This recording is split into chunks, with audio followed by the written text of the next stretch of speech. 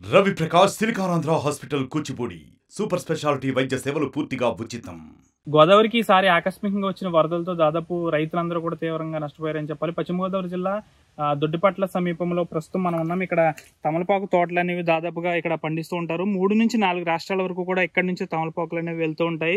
ఈసారి ఆకస్మికంగా వచ్చిన వరదలతో తమలపాకు తోట గోదావరికి సంబంధించి ఆకస్మికంగా వచ్చిన వరదలతో పూర్తిగా కూడా తమలపాకు తోట అంతా ముంచెత్తింది. దీంతో మొత్తం ఆకంతా కులిపోయిన పరిస్థితి. అయితే రైతులు ఆందోళన వ్యక్తం చేస్తున్నారు. ప్రతి ఏడాది 2-3 సార్లు గోదావరికి వరద వస్తుంది.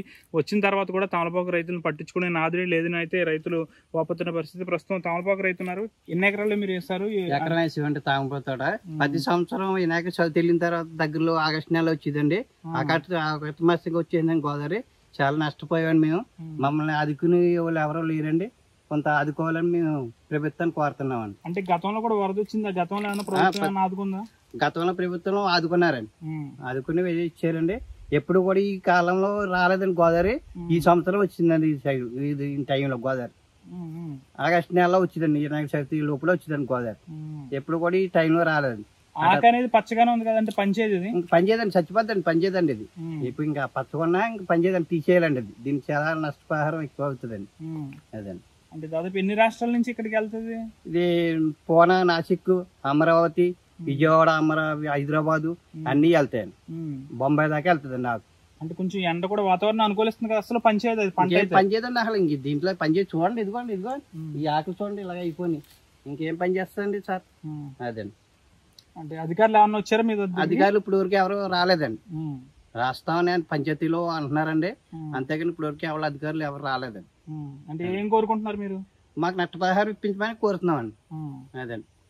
పూర్తి స్థాయిలో మనం విజువల్స్ లో క్లారిటీగా చూసుకోవచ్చు. ఆకంతా కూడా మనకి పచ్చగా కనిపిస్తున్నప్పటికీ కూడా ఇది ఎందుకు పనిచేయదని అయితే రైతులు ఆందోళన వ్యక్తం చేస్తున్నారు. ప్రతి ఏడాది సాధారణంగా వినాయక చవితి సమయంలో వస్తుంది గోదావరికి వరదలు.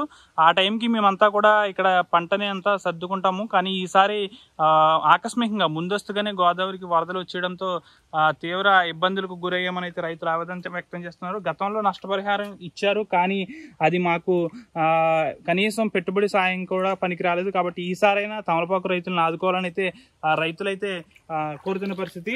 ఒక పక్క కాలువలు, పంట కాలువలు అయితే ఉగ్రరూపం దాల్చి ఒకవైపు నారుమళ్లు వేసిన రైతులను తీవ్ర ఆందోళనకు గురి చేస్తే, మరొకవైపు ఇటువైపున గోదావరి పక్కనున్న తమలపాకు రైతులను కూడా తీవ్రంగా కలిసివేస్తుందని చెప్పాలి. ఏదేమైనప్పటికీ కూడా ప్రకృతి వైపరీత్యం ఈ విధంగా గోదావరికి సాధారణంగా వినాయక చవితి సమయంలో వరదలు వస్తాయి. ఈసారి ముందుగానే రావడంతో తమలపాకు రైతులు తీవ్రంగా ఇబ్బందులు పడుతున్న పరిస్థితి. పూర్తి స్థాయిలో కూడా ఈ గ్రామంలో దొడ్డిపట్లకు సంబంధించి చుట్టుపక్కల ప్రాంతాల్లో దాదాపుగా కూడా 100 ఎకరాల్లో తమలపాకులు పండిస్తుంటారు. ఈ విధంగా మొత్తం పంట అనేది కూలిపోవడంతో రైతులు ఆవేదన వ్యక్తం చేస్తున్నారు. ప్రభుత్వం ఈసారైనా తమను పట్టించుకొని దీనికి సంబంధించి నష్టపరిహారాన్ని పూర్తి స్థాయిలో అందజేయాలని అయితే తమలపాకు రైతులు కోరుతున్నారు. వీడియో జర్నలిస్ట్ శేఖర్తో మనోజ్, RTV పశ్చిమ గోదావరి నుంచి. మరిన్ని వీడియోస్ కోసం ఛానల్ ని సబ్స్క్రైబ్ చేయండి. లేటెస్ట్ అప్డేట్స్ కోసం వాట్సాప్ ఛానల్ ని ఫాలో చేయండి. అండ్ లింక్ డిస్క్రిప్షన్ లో ఉంది.